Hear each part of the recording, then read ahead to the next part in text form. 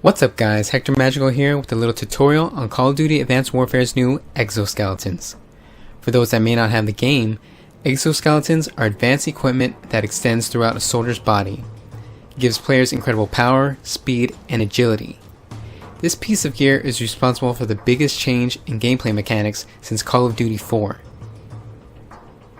The first couple changes are really minor. Created class now has Exo abilities and an Exo launcher. The Exo abilities allow you to use things that were once tactical equipment or perks, like the trophy system, which destroys incoming explosives, and mute device, which makes your footsteps silent. But it's not all the same. There are a few new abilities like hover and cloak. The Exo launcher, on the other hand, is basically a fancy way to throw lethal equipment like frag grenades, semtex, and some more high-tech gadgets like EMP grenades and drones.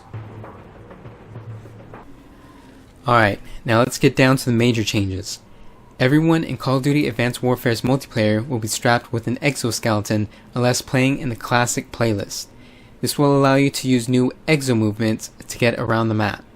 But to be clear, you can still run, jump, and walk exactly like all the past Call of Duty games. But with a few new controls, you can perform some pretty cool new maneuvers. Running straight forward is the same as before, but if you press the sprint button to the left, right, or back, you will perform a boost dodge. This is very useful when evading enemies. Pressing the jump button is the same as usual, but if you press the jump button twice, you will perform a boost jump. This will allow you to reach higher spots on a multiplayer map. While in midair, you can use the same evasive maneuvers from earlier by pressing the sprint button in different directions, but this time you can even boost straight forward. On the ground, this is called the boost dodge, but in the air, it's called the boost dash. There are also new melee attacks while using this suit. If you're in midair, press the crouch button to perform a boost slam. This will slam you into the ground and either wound or kill any enemies below. Basic melee knife attack has been replaced with a punch attack, but if you still want to use the combat knife, make sure you're not using a primary or secondary weapon in your loadout, or use the tactical knife attachment on pistols.